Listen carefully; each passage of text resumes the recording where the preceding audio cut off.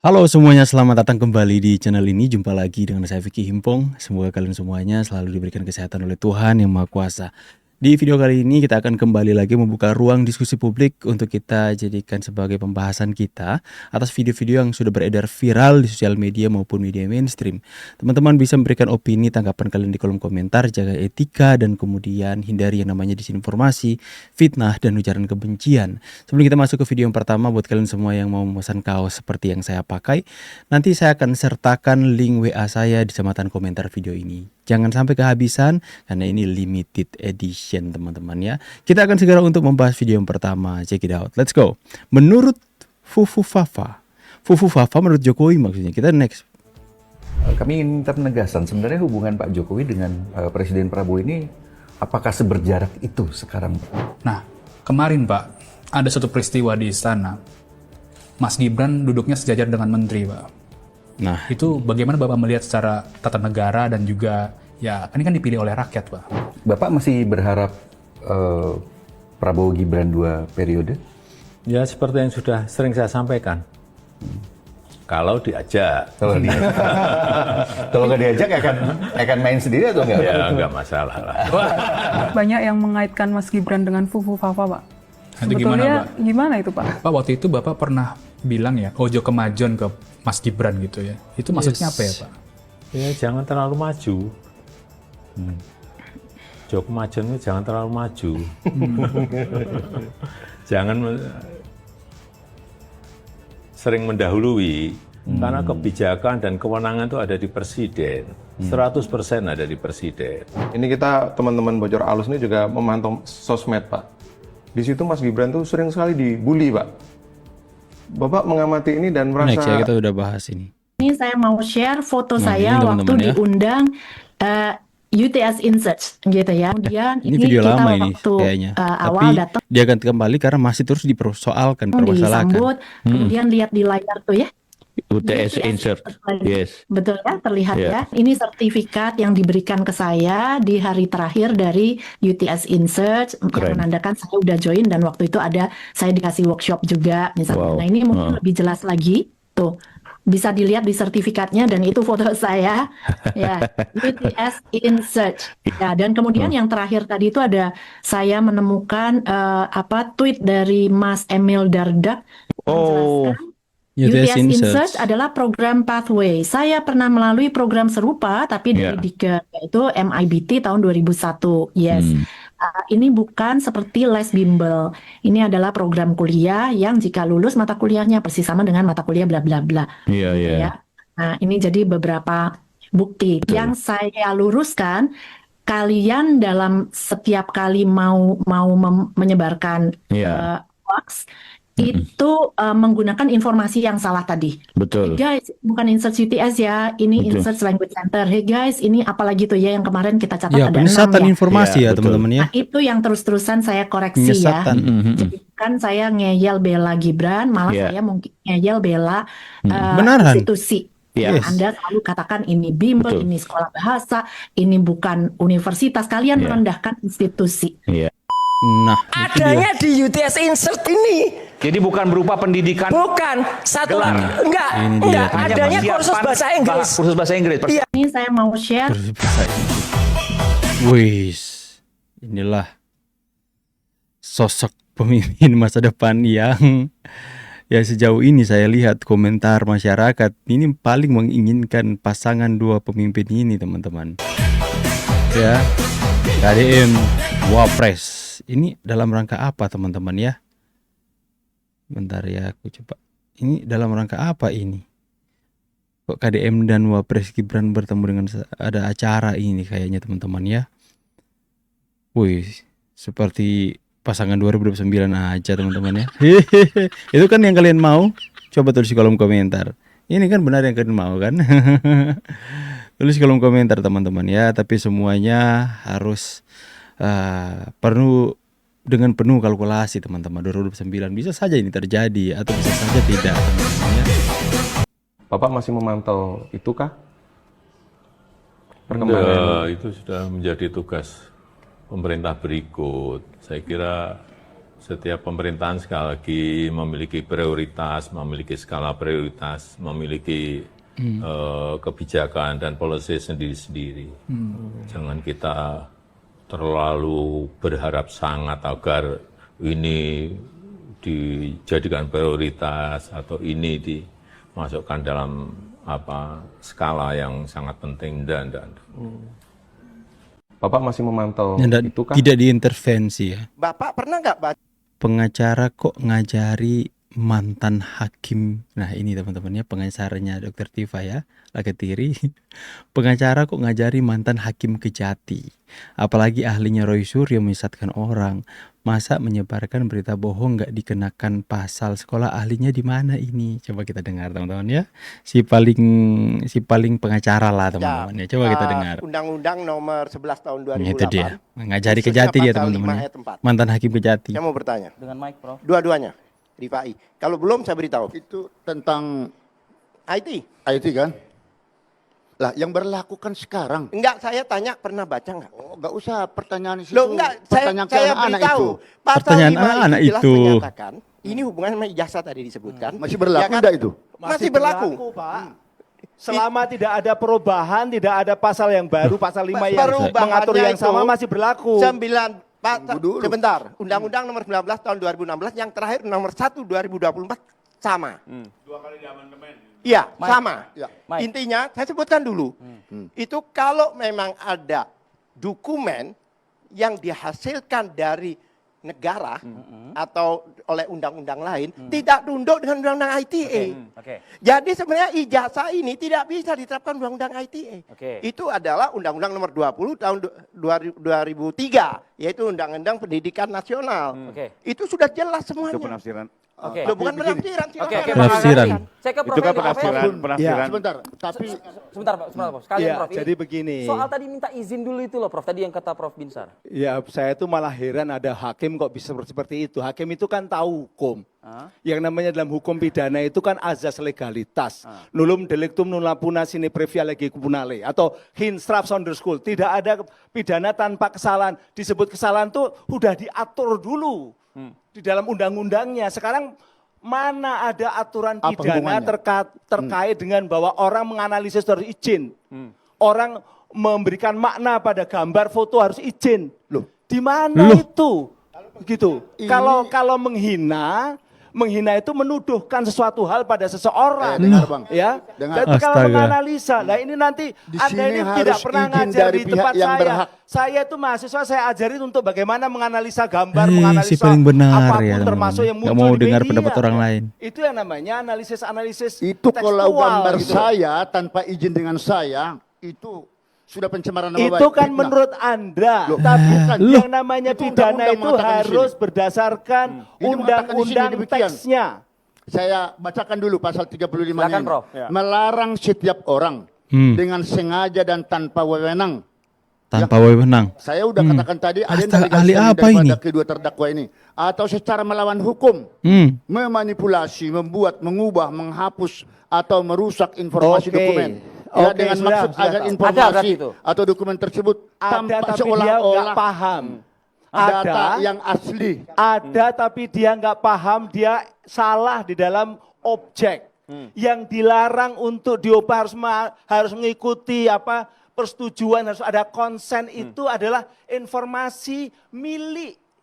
Informasi yang saya kendalikan, yang ada di kendali Itu di saya, pasal misalnya 32. yang ada di akun saya. Itu di pasal 32, tanpa seizin yang berhak, berakibat ya Makanya terbukanya Pak, informasi elektronik yang bersifat rahasia secara hukum menjadi dapat diakses oleh publik. Tidak sah. itu kan makanya begini loh Pak, Dokumen elektronik. pasal 32 Iya. itu. Jokowi tidak punya dokumen elektronik. Sebentar, saya tak jelasin dulu supaya publik ini paham tentang Undang-Undang ITE. Undang-Undang ITE itu pasal 32 itu untuk melindungi informasi elektronik. Yang dilindungi itu informasi elektronik, bukan gambar orang, tapi informasi elektronik. Informasi elektronik itu muatannya bisa gambar siapapun, tapi informasi elektronik milik siapa? Orang yang ada di dalam yang akunnya orang misalnya, sistem elektroniknya orang, itu ada dikendali, ya, yang dikendalikan saya. Misalnya Anda punya HP, Anda punya akun, itu informasi yang ada di situ adalah... Kalau gambar itu berasal dari dokumen negara misalnya? Walaupun dari dokumen negara, itu milik Anda ketika ada di akun Anda, begitu loh. Nah, ketika itu diubah-ubah oleh orang, sebentar. Ini beda lagi. Kalau Anda mengatakan ini dokumen negara, itu berarti pasalnya mengenai perlindungan kepada informasi otentik. Informasi digital yang otentik, itu pasal 35. Beda dengan pasal 32.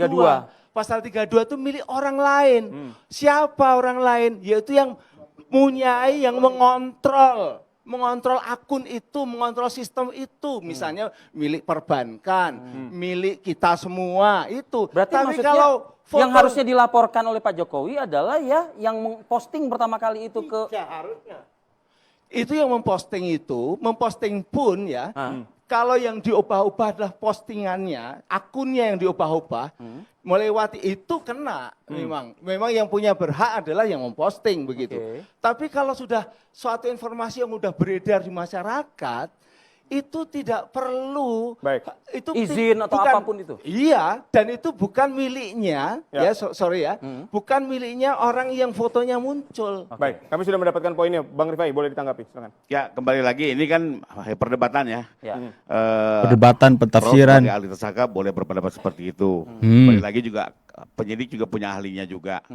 Nanti silakan. Nggak perlu ngotot ngomongnya juga, ya. Dan hakim akan membangun sebuah keyakinan dari kedua argumen yang ada. Tapi kan kembali lagi kenyataannya hari ini, ya itu fakta ya. Ada seseorang melakukan fitnah tapi menggunakan kemajuan teknologi dan meyakinkan masyarakat dengan mengklaim dirinya melakukan digital forensik dan segala macamnya yang sebenarnya setelah didengar oleh para ahli, ini semua nggak mau dengar pendapat orang lain. Tidak benar ya. Mereka yang mereka lakukan bukan kegiatan digital forensik, melakukan pemotongan dokumen data elektronik tanpa izin ya.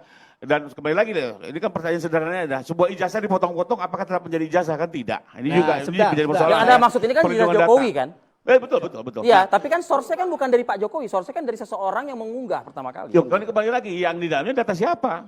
Sebentar, ya saya dong, mau tanya. Itu yang Anda maksud data owner tadi itu? Iya, ada data owner, ada uploader, itu istilah umum lah dalam dunia IT gitu ya. Dan itu pertanggungjawabannya masing-masing, nggak bisa digebyah-uyah. Nah, tapi kembali lagi, ini kan ada satu yang menarik adalah faktanya masyarakat terhipnotis dengan fitnah itu, dengan atraksi-atraksi yang dilakukan. Ini sedang dilakukan diuji dan kenyataannya, ya kami sebagai pelapor ya, penyidik merasa pasal ini bisa diterapkan, sehingga ditingkatkan ke kejaksaan. Lalu kejaksaan pun merasa dakwaan ini bisa diajukan ke persidangan. Jadi sudah ada dua institusi, baik Polri maupun Kejaksaan merasa dua pasal ini bisa terus diajukan. Karena banyak juga loh Bang, laporan-laporan yang disampaikan pasal ini tidak lolos. Silakan. Sekarang tinggal di pengadilan ini diuji secara terbuka, biarkan membela diri, dan ini mudah-mudahan ada jurisprudensi yang baik untuk perlindungan dunia IT di Indonesia. Pertanyaan saya, dari awal sampai akhir berubah nggak? Sebentar. Karena apa yang berubah? Katanya dirubah-rubah, berarti awal sampai akhir berbeda. Bang. Saya dulu Bang. Karena pasal 32 dan pasal 35 itu sudah merupakan surat dakwaan jaksa. Itulah yang harus dibuktikan nanti persidangan. persidangan. Tapi itu ijazah tidak boleh menggunakan undang-undang ITE. Dasarnya dia ngatur loh. Pasal 5 ayat 2 pasal sekarang. Dia yang ngatur. Nyatanya itu pendapatmu. Di satu meja beda pendapat. Saya bilang benar ini bukan saya nggak mau dengar pendapat orang. Dokumen yang diproduk oleh negara tidak tunduk undang-undang ITE, itu undang-undangnya sendiri yang bicara. Tapi di dalam surat dakwaan kan itu sudah ada. Keliru. Loh, itu itu kami koreksi. Itulah salah satu kenapa kami uji kemarin. Itu jawabannya.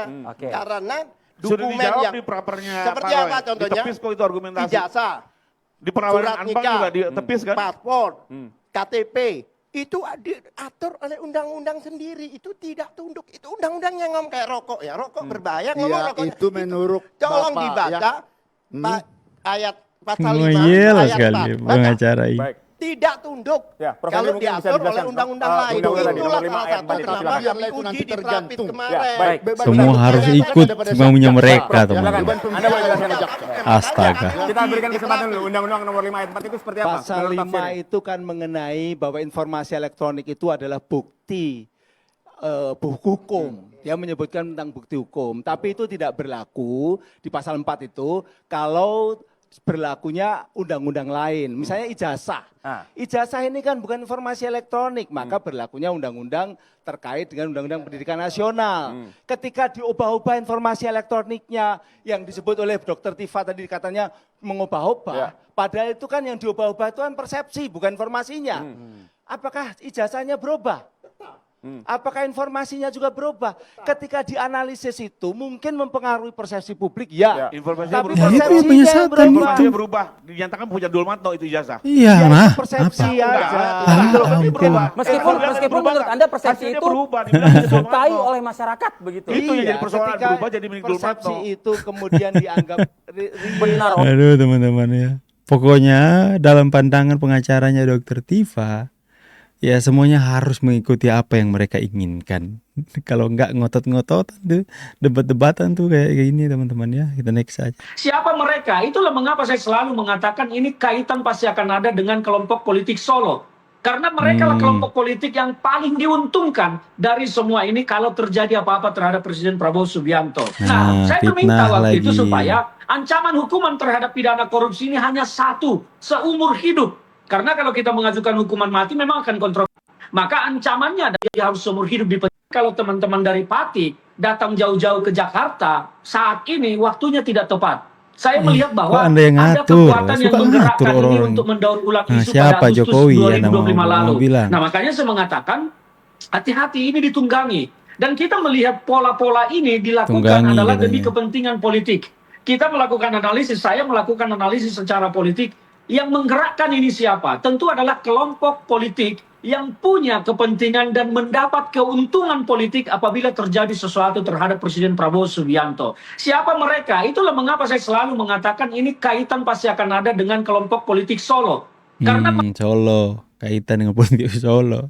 Tuh Pak Ferdinand ya, coba Bapak buka di sosial media, ada tuh orang-orang Pati ya, Mas Boto kalau nggak salah, ya menantang Anda untuk datang ke sana langsung dan sama-sama lakukan apa? Sumpah pocong. Karena mereka merasa Anda tuduh ya bahwa gerakan mereka untuk mensahkan undang-undang perampasan aset itu ditunggangi ya. Mereka datang dengan damai kok, bersuara ngomong baik-baik dengan DPR mencari solusi untuk perampasan aset dan membuahkan hasil. Dan ketika sudah mereka mendapatkan hasil, mereka pulang damai. Hanya tinggal orang-orang yang mau menunggangi yang bikin kacau di sana teman-teman ya. Nah ini adalah tuduhan-tuduhan yang tidak berdasar, analisa yang berupa tuduhan ya dari Ferdinand ini yang ditantang langsung oleh teman-teman yang datang demo yang dari Pati untuk lakukan sumpah pocong. Melakukan sumpah pocong gimana ya teman-teman ya. Ada next lah. Beberapa unggahan yang dilakukan oleh terdakwa. Semua informasi tentang Tifa dibuka semua di persidangan. Tifa hanya duduk lesu di akhir sidang biasa. Kuasa hukum mengajak debat dan ditegur hakim. Oh, ditegur hakim kan? Coba kita dengar. Yang memanipulasi dan menciptakan informasi elektronik dan atau dokumen elektronik terkait ijazah S1 saksi Insinyur Joko Widodo. Unggahan tersebut antara lain: A. Unggahan melalui media sosial X pada akun @drtifa dengan tautan sebagaimana tercantum dalam surat dakwaan tertanggal 4 April 2025 dengan tangkapan layar sebagaimana tercantum dalam surat dakwaan. Bahwa dalam unggahan tersebut terdakwa menuliskan dalam tanda petik langsung, sudah waktunya soal ijazah palsu dan skripsi palsu dibawa ke ranah internasional. Karena ini bukan sekedar soal pemalsuan yang dilakukan koruptor kelas dunia versi OCCRP. Ini adalah skandal politik terbesar di Indonesia. Mungkin bisa melibatkan pakar digital forensik internasional seperti Interpol, Digital Forensic National Center for Media Forensic, Berkeley Digital Forensic US, dan media-media besar seperti BBC, CNN, dan Al Jazeera. B. Unggahan melalui media sosial Facebook pada akun @tifauziatiasuma dengan tautan sebagaimana yang tercantum dalam surat dakwaan tanggal 17 April 2025 dengan tangkapan layar sebagaimana tercantum dalam surat dakwaan. Dalam unggahan tersebut terdakwa menuliskan sebagaimana dianggap telah dibacakan di bagian sebelumnya. C. Bahwa pada tanggal 29 April 2025 bertempat di MNC Conference Hall iNews Tower di Jalan Kiai Haji Wahid Hasim nomor 36 sampai 38 RT 15 RW 7 Kelurahan Kobon Sirih Kecamatan Menteng Jakarta Pusat dilaksanakan acara talk show rakyat bersuara berjudul dalam tanda petik langsung full 3 pelapor ijazah Jokowi bersaksi. Rakyat bersuara 2904. Rakyat bersuara lagi. Dalam acara tersebut terdakwa hadir sebagai narasumber dan saksi Haji Aiman Adi Wicaksono ST.MSI sebagai pembawa acara. Adapun talk show tersebut diunggah melalui media sosial YouTube pada akun @officialinews dengan tautan sebagaimana tercantum dalam dakwaan dengan menampilkan informasi elektronik dan atau dokumen elektronik berupa foto ijazah S1 dari saksi Insinyur Haji Joko Widodo dengan tangkapan layar sebagaimana tertera dalam surat dakwaan. Dalam talk show tersebut terdakwa mengatakan sebagaimana yang telah disebutkan dan dianggap dibacakan karena telah disebutkan di bagian sebelumnya. D. Unggahan melalui media sosial X pada akun @Dr.Tifa dengan tautan sebagaimana tercantum dalam surat dakwaan tertanggal 30 April 2025 dengan tangkapan layar sebagaimana yang tertera dalam surat dakwaan. Dalam unggahan konten tersebut, terdakwa menuliskan sebagaimana yang tertera dan telah dibacakan sebelumnya dalam bagian sebelumnya. 3. Bahwa ijazah S1 yang dianalisis oleh terdakwa menggunakan metode keilmuan terdakwa bukan bersumber dari pemilik sah ijazah S1 dimaksud, yaitu saksi Insinyur Haji Joko Widodo. Selain itu tidak terdapat upaya dari terdakwa untuk melakukan verifikasi, konfirmasi ataupun permintaan izin kepada saksi Insinyur Haji Joko Widodo selaku pemilik sah dokumen tersebut. Sehingga informasi elektronik dan atau dokumen elektronik yang dijadikan dasar analisis oleh terdakwa dilakukan secara tanpa hak. 4. Bahwa perkataan yang dilakukan oleh terdakwa dengan cara menyampaikan informasi elektronik dan atau dokumen elektronik seolah-olah data yang otentik telah membentuk persepsi publik agar masyarakat percaya atau meyakini ijazah S1 saksi Insinyur Haji Joko Widodo adalah palsu. 5. Berdasarkan berita acara pemeriksaan laboratoris kriminalistik nomor laboratorium 4578/DCF/2025 tanggal 7 Oktober 2025 yang pada pokoknya diperoleh kesimpulan bahwa hasil pemeriksaan perbandingan terhadap 1 lembar ijazah barang bukti ijazah Universitas Gajah Mada Fakultas Kehutanan nomor 1120 atas nama Joko Kita langsung Widodo. ditegur hakim ya. Foto ijazah S1 saksi IRH Joko Widodo. Perbuatan terdakwa sebagaimana diatur dan diancam pidana dalam pasal 32 pasal 48 ayat 1 Undang-Undang Republik Indonesia nomor 11 tahun 2008 tentang informasi dan transaksi elektronik. ITE ya teman-teman ya. Undang-Undang Republik Indonesia nomor 1 tahun 2026 tentang penyesuaian pidana. Jakarta dibacakan tanggal 27 Agustus tahun 2026, Jaksa Penuntut Umum. Mohon izin Yang Mulia, surat dakwaan telah kami bacakan secara bergantian. Terima kasih. Itu ya, terdakwa sudah mendengar tadi kita mendengar surat dakwaan dari penuntut debat umum. dari pengacara Apa Tifa. ada yang kurang jelas atau belum mengerti? Izin Yang Mulia, saya akan berkonsultasi dengan tim advokat saya. Oh gitu, ya silakan.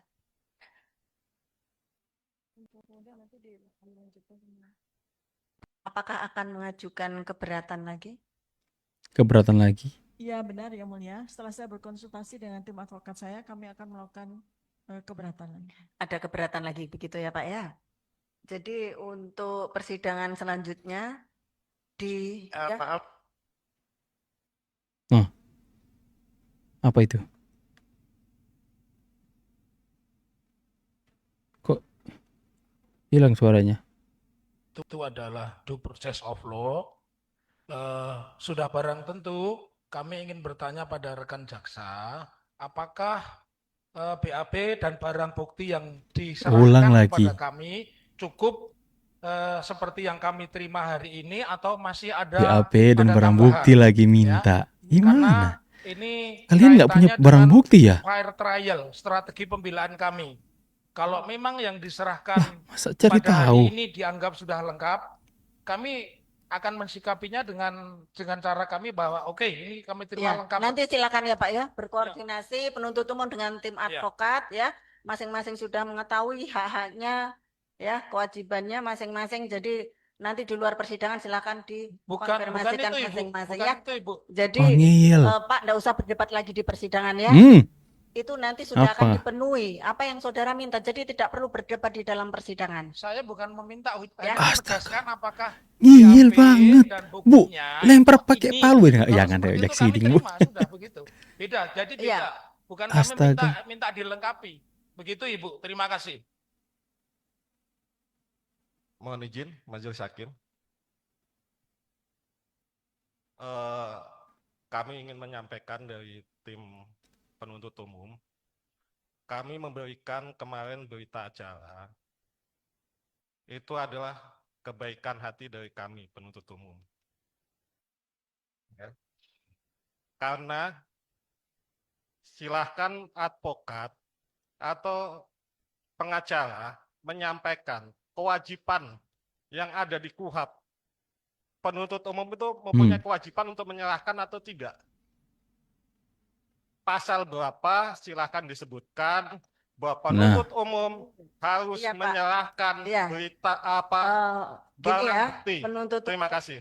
Ya, itu ya. Nanti kalau memang ada yang diperlukan sehubungan dengan berkas, silakan nanti dikoordinasikan di luar persidangan. Ya, kemarin sudah diminta dan dikasih, ini hanya menegaskan kan seperti itu. Masih ngeyel lagi kah? Pembelaan diberikan begitu ya. Ya, itu kewajibannya memberikan ya. Mohon izin. Jadi nanti kami ingin menyampaikan, tidak ada kewajiban kami memberikan barang. Ada Bapak ya. Kalau ada silahkan disampaikan pasal berapa. Terima kasih. Sudah Pak, kembali ke KUHP ya, sudah tahu. Kalau pelimpahan berkas itu ada kewajibannya, silakan diberikan untuk kepentingan pembelaan, begitu. Ya, gitu ya Pak ya, nanti koordinasi ya, diberikan, begitu ya. Pasal Gitu berapa? ya, Pak ya. Jadi Jelaskan. kami akan memberikan waktu kepada terdakwa dan tim advokatnya untuk menyusun perlawanan atau keberatan ya. Sidang akan ditunda hari Kamis tanggal 17 September 2026 pukul 09.00. Bagusnya ini saran sih, ganti hakim yang lebih tegas, karena menghadapi orang yang ngel-ngel seperti ini harus hakim yang benar-benar tegas dan benar-benar mereka dengarkan ya teman-teman ya. Ya tapi ya negara sudah mengatur seperti itu, ya silakan saja, kita tunggu saja prosesnya seperti apa. Bagaimana pendapat kalian semua teman-teman? Saya pamit dulu, see you on the next video and God bless. Bye.